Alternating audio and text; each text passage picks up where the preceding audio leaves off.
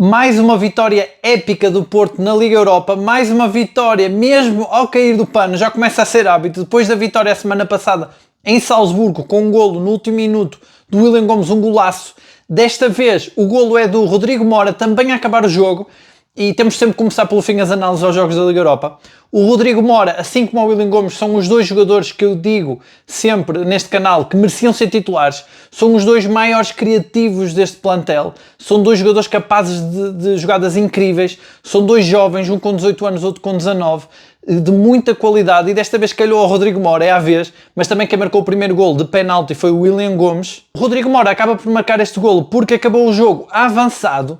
E fica aqui também a dúvida, será que o Rodrigo Mora não seria uma ótima solução como segundo avançado? Já muita gente tem deixado aqui nos comentários, muita gente tem dito que o Rodrigo Mora tem características para jogar ali a falso avançado, até porque o Porto tem extremos que jogam muito por dentro, como o Borja Sainz, o PP, o William Gomes, gostam muito de aparecer na área, e o Mora poderia ser esse jogador que até recua para eles entrarem, é aquele jogador baixinho, que acaba por aparecer onde o adversário menos espera. Ele tem muita capacidade para jogar, como se costuma dizer, dentro de uma cabine telefónica. Hoje ele voltou a mostrar isso. Ele tem muita capacidade para segurar a bola e fintar ali quase sem espaço. Remata muito espontâneo e tem também velocidade, como se viu hoje. Tem também colocação. Ele fez ali um sprint para acompanhar o PP, que depois faz a assistência na hora certa. Ele só tem que encostar, mas é um gol à ponta de lança. É um gol à De Jong. O De Jong também faz muito este trabalho de ligação, que o Mora também pode fazer muito bem. E eu não sei se não se descobriu aqui finalmente a verdadeira posição para o Mora, que ali no meio campo, sinceramente, custa-me um bocado vê-lo a correr tanto para trás. Ele tem-se esforçado muito. Ele hoje recuperou várias bolas, chegou até a fazer faltas ali importantes, faltas inteligentes de um médio que precisa de recuperar a bola, que defende, como o Farioli tanto quer. No entanto, o Mora é bom nisto, é bom no ataque, é bom no contra-ataque, é bom na finta, no remate. E, portanto, podemos ter visto aqui hoje, finalmente, a tal posição que Farioli dizia que o Mora também podia ocupar. Farioli dizia que havia outra posição para ele. É sem dúvida esta, segundo avançado. Ele joga bem, marca o golo, é justo, é merecido e começa a ser um hábito. O Dragão explode, é uma alegria enorme, os jogadores todos a correr, a festejar. Parece mais uma vez que o Porto voltou a ganhar a Liga Europa. Cada jogo do Porto, parece que o Porto ganha a Liga Europa, é uma festa enorme, porque tem sido jogos muito emocionantes, muitas emoções. Se no jogo com o Salzburgo houve muitas dificuldades externas provocadas pelo relevado, pela própria dificuldade de jogar fora, pela equipa de Salzburgo que estava ali com o treinador em risco e então acabou por causar mais dificuldades porque era um tudo ou nada e jogou muito e foi difícil, pressionou muito o meio campo do Porto, não deixou o Frollo e o Gabri Veiga jogar, deixou o Varela sozinho a construir, estrategicamente foi complicado para o Porto conseguir ganhar aquele jogo, só com a entrada do William Gomes é que o desbloqueou. Neste jogo aqui é mais o Porto que cria a sua própria dificuldade, é um bocado por culpa própria. O Porto marca o golo no fim, numa altura em que o jogo está completamente partido. Isto parecia um jogo de pré-época em termos táticos. O Farioli testou tudo e mais alguma coisa. Ele começou, como nós tínhamos já dito e previsto no vídeo anterior, começou com uma espécie de equipa B. Claro que não é a equipa B oficial do Porto, mas são todos os suplentes. De titulares ele só tinha o Bednarek e o Diogo Costa, e eu diria que o Mora e o William Gomes, que eu acho que eles deviam ser titulares e também jogaram, mas de qualquer forma não têm o ritmo de titulares, porque têm estado sempre no banco. Têm até jogado um pouco mais o William Gomes, mas por exemplo contra o Arouca nem chegaram a entrar, e agora entende-se porque é que Farioli não se importou tanto que o Frollo corresse aquilo tudo no jogo com o Arouca aos 90 minutos, é porque o Frollo não ia jogar contra o Estrela Vermelha. E agora, ver que o Eustáquio é o suplente do Frollo é assustador, porque a diferença é abismal, não tem nada a ver uma coisa com a outra, e aqui vai-se voltar a falar do Kenneth Taylor neste canal, porque tem que ser, porque o Kenneth Taylor realmente fazia muita falta, por exemplo, neste jogo, porque o Porto não tem um suplente para o Frollo, é impossível, e também dá-me a impressão que o próprio Rodrigo Mora hoje teve mais dificuldades, notou-se, ele falhou vários passes, ele estava em sofrimento, ainda assim fez um bom jogo, fez boas jogadas dentro do possível, porque era a equipa suplente de Porto, aqueles jogadores nunca jogaram juntos na vida e se calhar nunca mais vão jogar juntos. Foi um 11 completamente improvisado. No entanto, o Mora desta vez teve mais dificuldades. Porquê? Porque uma coisa é ser médio ao lado do Frollo, outra coisa é ser médio ao lado do Eustáquio. Eu acho que ao lado do Frollo até eu podia ser médio, podia ser o número 10, porque realmente o Frollo cobre aquele meio campo todo e nota-se bem a diferença. O Pablo Rosário, já muita gente tinha dito aqui que ele não tem a qualidade do Varela, realmente não tem o andamento dele, e ele é muito esforçado. O Pablo Rosário hoje fez todas as posições que existem, só lhe faltou jogar a guarda-redes, Ele é sempre bom, mas nunca é muito bom. Tem ali excelentes momentos, mas também tem algumas falhas, principalmente a 6. Ele comete muitos erros um pouco arrepiantes. E a verdade é que muita gente, eu tenho dito aqui, que acho que o Farioli gostaria de ter o Pablo Rosário a 6 e ele sempre que pode coloca-o a 6, só que realmente o Varela tem outra classe, pelo menos para já está seguro a 6 e hoje voltou-se a provar isso. E foi este Porto alternativo que começou com muita posse de bola. O Porto jogou com o Perpich em vez do Kivior e voltou-se a confirmar que o Perpich é uma grande promessa. Ele é muito bom de defesa, o Perpich. Ele é muito duro, não vira a cara à luta, tem esse espírito que o Farioli gosta, tem muita classe, ele tem um bom passe e bom remate, mas se nós compararmos com o Kivior, é como comparar o Frollo com o Eustáquio, é que é muita diferença. O Kivior tem outra classe, tem outra presença no jogo, tem outra capacidade de distribuir jogo. Ainda assim não foi por aí que o Porto esteve pior, porque o Perpich até faz um bom jogo, joga bem. O Bednarek ficou ali como patrão da defesa. Quando ele está em defesas menos rotinadas, nota-se mais o quanto ele é um patrão da defesa. Realmente o Bednarek é um grande defesa, e eu tenho dito aqui como é que o Bednarek nunca tinha jogado competições europeias. É a estreia dele na Liga Europa aos 29 anos. Ele tem muita classe, é muito bom defesa central, é o capitão desta equipa, sem ser o capitão. É mais um grande jogo. O Bednarek jogou bem ali. Ele tinha ali uma marcação híbrida, com os jogadores de Estrela Vermelha. O Arnautovic era marcado pelo Perpich. Arnautovic que devia ter sido, eu acho, expulso com aquela cotovelada que ele dá ao Perpich. Ele nem cartão viu, nem falta foi. Mais uma vez as arbitragens. Até na Europa o Porto tem estas arbitragens que o prejudicam. E o Bednarek teve ali, não teve sempre a central porque tinha que correr atrás daquele jogador que tinha uma posição híbrida, mas jogou muito bem. O Martim Fernandes, acho que teve mais uma vez fraco. Não sei o que é que se passa com o Martim Fernandes. Desde que se lesionou não voltou tão bem. Ele estava a jogar bem, ele até chegou a jogar a lateral esquerdo na primeira jornada contra o Vitória de Guimarães, depois lesionou-se nesse jogo e depois da lesão ele nunca mais volta igual. Ele estava a ser promissor, tanto que ele até renovou e tem uma das maiores cláusulas de rescisão do Porto, mas aqui mais um jogo eu acho muito abaixo do Martim. O Zaidu hoje voltou a ser, também era um jogo para ele, para o Zaidu, voltou a ser aquele patinho feio e o melhor jogador, foi capaz do melhor e do pior. O Zaidu que estamos habituados das outras épocas. O Zaidu tanto fez aquele meio campo, correu aquilo tudo, como foi um defesa muito bom, como cometeu erros incríveis, fez passes lamentáveis como passes excelentes, esteve perto de marcar, esteve perto de dar o golo ao adversário. Portanto o Zaidu aqui entre o céu e o inferno, foi um jogo realmente assim muito atípico, mas essa dupla de centrais até esteve bem, tanto que o Diogo Costa estava ali seguro, teve um pouco mais de trabalho porque o meio campo sem Frolt não é a mesma coisa, sem Varela também não, principalmente defensivamente. O Pablo Rosário tentou ali encostar nos centrais como faz o Varela, mas não é a mesma coisa, ainda assim foi dando, porque o Porto tinha ali, parecia-me, indicações para jogar mais com posse de bola. O Porto segurou mais a bola e eu acho também que a própria equipa tinha um bocado de medo de arriscar. No ataque, o William Gomes, Denis Gul e Alarcón. O William Gomes, Denis Gul estava uma boa dupla, mas o Alarcón passou completamente ao lado do jogo. O Alarcón parece-me ter estilo, mais uma vez, ele parece-me até um bocado o Borja Sainz, pelo estilo, mas fica só pelo estilo, porque depois o jogo em si, ele falhou timings, falhou passes, falhou desmarcações. Inclusive, o golo de Estrela Vermelha, o golo do empate, é culpa dele. Ele falha a marcação, deixou o jogador de Estrela Vermelha completamente sozinho, era ele que o tinha que marcar. E, portanto, é uma estreia para esquecer a titular do Alarcón. Mas, claro, não é fácil. O Alarcón vem da equipa B, a equipa B não é a mesma coisa que a equipa A, nem sequer tem estado bem. É complicado entrar assim de repente, ainda por cima numa equipa que mudou muito. Eu acho que Farioli não precisava ter mudado tanto. Eu acho que Farioli podia ter gerido mais. Eu tinha realmente dito ontem que o Farioli ia fazer alterações, mas nunca pensei que tantas. E acho que pouca gente aqui adivinhou que ele ia fazer tantas alterações assim, porque ele podia ter jogado com as 5 substituições, poderia ter deixado mais um ou outro jogador para manter mais estabilidade na equipa. Mesmo assim a equipa então com essa tal posse de bola conseguiu segurar o jogo, conseguiu dominar a maior parte do tempo, mas depois quando sofre o golo perde-se e o Estrela Vermelha cai em cima do Porto, podia até ter marcado mais. Achei interessante o Perpich aos 21 anos, mesmo depois de ser ali intimidado pelo Arnautovic, manteve-se ali firme na defesa. E então o golo do Porto é uma desmarcação de Denis Gul, que volta a mostrar que está em grande forma. Apesar de não marcar golo, fez um bom jogo. O Denis Gul impôs-se ali no ataque, a fazer esquecer um bocado o Samu. Ele também tem físico, ele também ali a marcar posição, e ele desmarca-se bem, e é um penalti um bocado infantil do defesa, mas que nota-se que o Denis Gul estava a ser difícil de marcar, que fez com que o defesa perdesse a cabeça, fizesse o penalti e o William Gomes não falha. O William Gomes tem um remate ótimo, deu para ver logo no início da segunda parte, ele quase marca um golo outra vez, de muito longe. Também o Estrela Vermelha tem este guarda-redes que era do Braga Mateus, que fez uma exibição incrível. Ele faz ali uma defesa a um remate do Rodrigo Mora, que o árbitro anula por fora de jogo do Borja Sainz, que não estava fora de jogo, e portanto ia ser gol. É uma defesa inacreditável. Saídas à baliza, ele sai muito bem, lê muito bem o jogo. Acho que o Mateus é o melhor jogador da Estrela Vermelha. E o Porto então jogava ali com o William Gomes, sempre com a classe que já lhe conhecemos.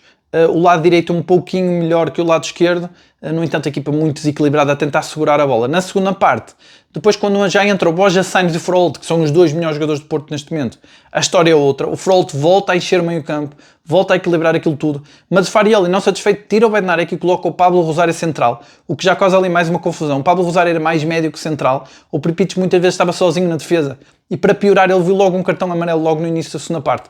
Não sei se o Farioli até não queria que o Pripich fosse expulso, já que o Porto com 10 parece jogar melhor, como aconteceu com o Arouca, mas brincadeiras à parte, foi um bocado arriscado porque o Pripich estava muito sozinho e o Arnautovic era muito provocador. Cheguei a temer pelo pior, mas o Pripich teve muita classe, jogou muito bem. Não é um Kivior, mas é um grande central, tem muito futuro, ele não é muito jovem. Entrando o Alberto Costa, também a música é outra. Com Alberto Costa, Froholt e William Gomes, o lado direito do Porto tornou-se fortíssimo, tornou-se o tal lado direito que estamos habituados, e depois com a entrada do PP tornou-se o tal lado direito titular contra o Benfica, vai ser esse o lado direito, e o PP a justificar, depois a fazer a assistência para o Mora no contra-ataque do Porto.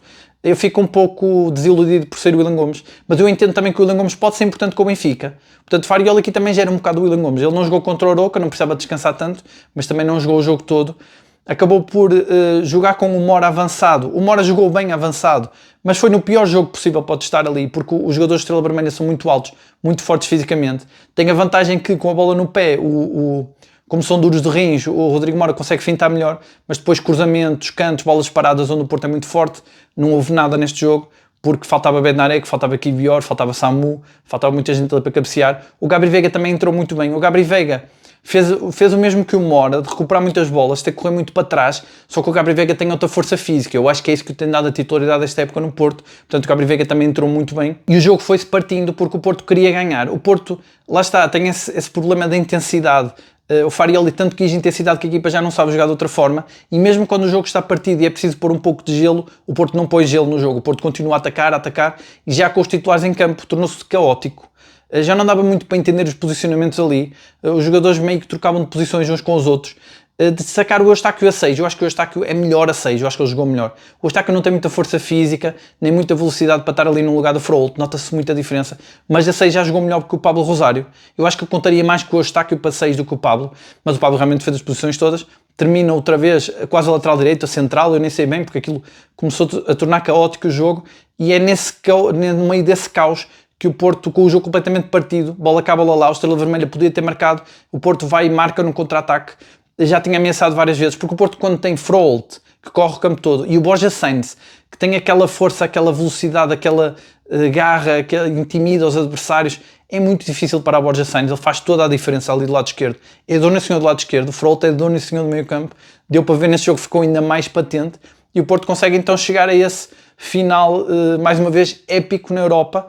2 vitórias mesmo a acabar o jogo, desta vez muito por culpa própria, mas também aqui temos que atribuir a culpa à Liga. E nós temos falado muito aqui neste canal, a culpa é da Liga, porque a Liga fez questão de marcar de forma ilegal um jogo do Arouca, do Porto com o Arouca, uma deslocação fora, com menos tempo de descanso do que a lei exige. O Porto não recorreu com medo que o jogo fosse adiado para sempre, e vinha aí o jogo seguinte, o jogo com o Benfica, e o Porto deu aqui claramente prioridade ao Benfica. O Porto arriscou-se aqui a perder pontos para a Liga Europa, arriscou-se a deixar cair a série de vitórias seguidas, deixou cair a série de jogos sem sofrer golos, acabou por sofrer ali culpa do Alarcón, mas também o Estrela Vermelha criou mais perigo, não era a mesma defesa, era complicado, e o Porto arriscou tudo isso em nome de uma vitória no Dragão contra o Benfica.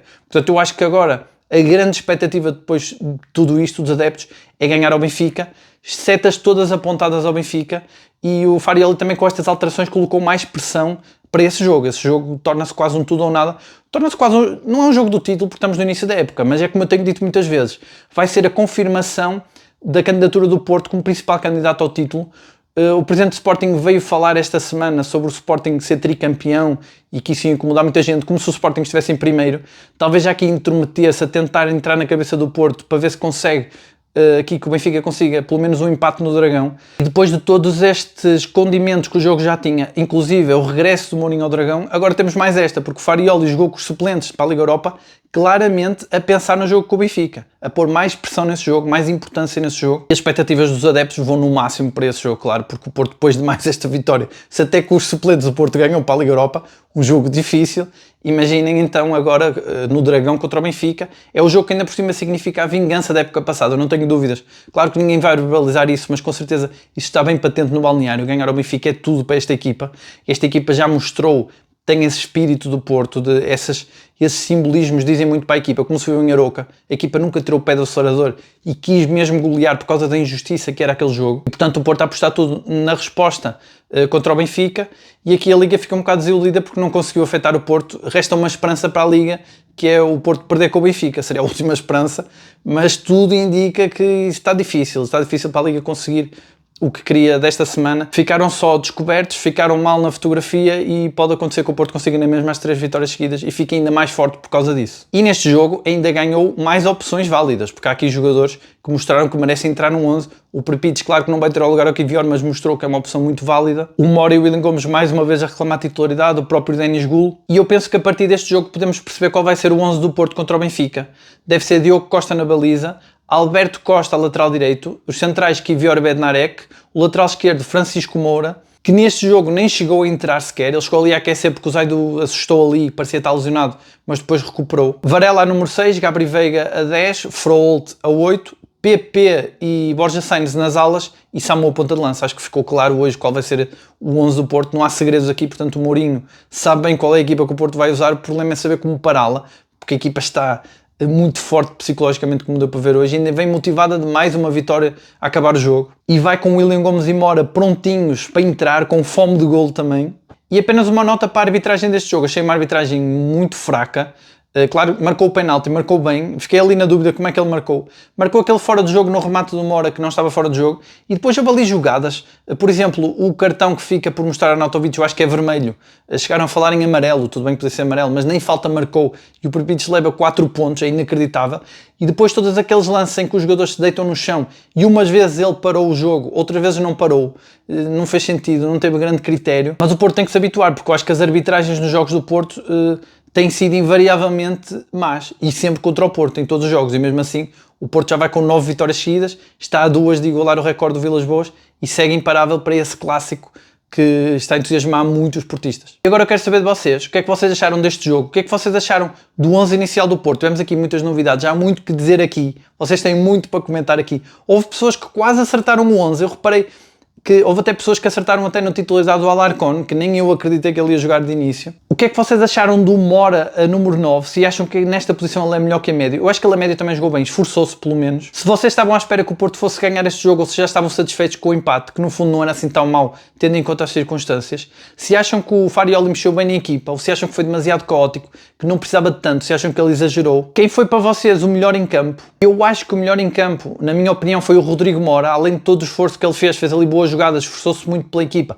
faz o gol decisivo, portanto acho que há poucas dúvidas. No entanto, há outros jogadores que fizeram um bom jogo, por exemplo o próprio William Gomes. Quem é que foi para vocês o melhor em campo neste jogo? Quem é que acham que aqui reclamou a titularidade, que merece ser titular, ou acham que não houve nenhum que brilhasse muito? E qual é a vossa expectativa para o jogo com o Benfica? Se vocês acham que o Porto vai dar a tal grande resposta contra o Benfica, ou se acham que ficou aqui muita pressão sobre a equipa? E também o que é que vocês acharam da arbitragem? E como é que está o vosso coração depois deste jogo super emocionante? Mais um, se os jogos da Liga Europa forem todos assim tão emocionantes, vai ser complicado aguentar até ao fim. Vamos ver se até a final, porque também se for para ganhar assim os jogos todos é para chegar à final a Istambul. E já agora, como é que está essa vossa expectativa? Se acham que o Porto vai conseguir chegar à final da Liga Europa, ou se vão ser muitos jogos? Porque eu acho que o Porto, apesar de tudo, até mostrou que tem profundidade no plantel. E por falar em profundidade, se também não há gente aí que se lembrou do Kenneth Taylor, eu lembrei-me durante o jogo, e também do tal central que o Porto não conseguiu contratar, já que o Gabriel Braz não contou para este jogo, e se não contou hoje também não deve contar mais. E é isso, deixem os vossos comentários, já sabem que eu leio sempre todos. Muito obrigado a todos por assistirem. Não se esqueçam de deixar o like, subscrevam o canal se ainda não subscreveram. Um abraço a todos e até amanhã.